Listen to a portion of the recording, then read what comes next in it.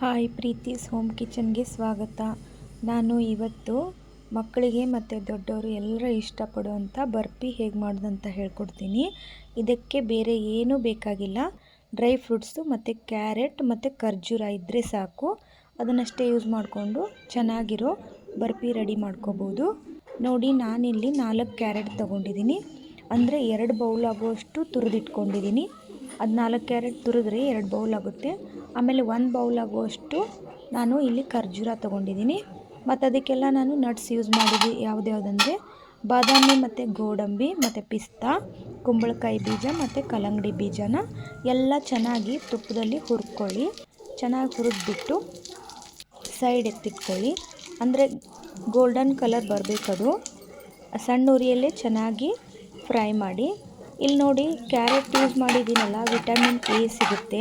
ಎಲ್ಲ ಮಕ್ಕಳಿಗೂ ಚಲೋ. ಮತ್ತು ಮಕ್ಕಳಿಗೆ ಬೆಳೆಯೋ ಮಕ್ಕಳಿಗೆ ಕಣ್ಣಿನ ಆರೋಗ್ಯಕ್ಕೆ ಕ್ಯಾರೆಟ್ ತುಂಬ ಒಳ್ಳೆಯದು. ಹಾಗೆ ಕ್ಯಾರೆಟ್ ತಿನ್ನೋಕ್ಕೆ ಮಕ್ಕಳು ಬೇಡ ಅಂತಾರಲ್ಲ, ಈ ಥರ ಒಂದ್ಸರಿ ಮಾಡಿಕೊಡಿ.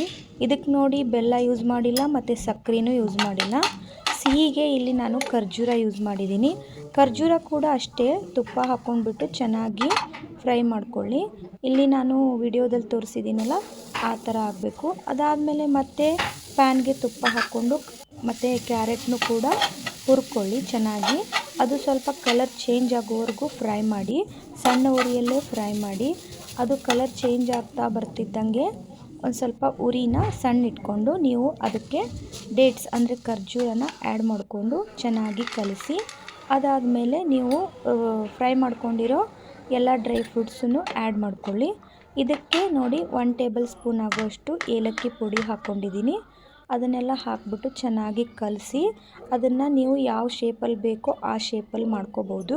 ನಾನಿಲ್ಲಿ ಒಂದು ಸ್ಕ್ವೇರ್ ಅಂದರೆ ಒಂದು ಬರ್ಫಿ ಆಕಾರದಲ್ಲಿ ಮಾಡ್ಕೊಂಡಿದ್ದೀನಿ. ಅದನ್ನು ಫ್ರಿಜ್ಜಲ್ಲಿ 30 ನಿಮಿಷ ಇಟ್ಟು ಆಮೇಲೆ ತೆಗೆದುಬಿಟ್ಟು ಕಟ್ ಮಾಡಿದರೆ ಸೆಟ್ ಆಗಿರುತ್ತೆ. ಫ್ರಿಜ್ಜಲ್ಲಿ ತೆಗೆದ್ಮೇಲೆ ಅದನ್ನು ಚೆನ್ನಾಗಿ ಕಟ್ ಮಾಡಿದರೆ ಚೆನ್ನಾಗಿ ಬರುತ್ತೆ ಬರ್ಫಿ ಥರ. ಇದನ್ನು ನೋಡಿ, ಸಣ್ಣ ಮಕ್ಕಳಿಗೂ ಚೆನ್ನಾಗಿರುತ್ತೆ, ದೊಡ್ಡವ್ರಿಗೂ ಚೆನ್ನಾಗಿರುತ್ತೆ, ಹೆಲ್ದಿಯಾಗೂ ಇರುತ್ತೆ. ನಿಮ್ಮ ಮಕ್ಕಳಿಗೂ ಈ ಥರ ಮಾಡಿಕೊಡಿ. ಮತ್ತು ನಮ್ಮ ಚಾನಲ್ನ ಇನ್ನೂ ಯಾರ್ಯಾರು ಸಬ್ಸ್ಕ್ರೈಬ್ ಮಾಡ್ಕೊಂಡಿಲ್ಲ, ಬೇಗ ಬೇಗ ಮಾಡಿಕೊಳ್ಳಿ. ನೋಡಿ, ನಮಗೆ ಫಾಲೋ ಮಾಡಿ. ಥ್ಯಾಂಕ್ ಯು, ಧನ್ಯವಾದಗಳು.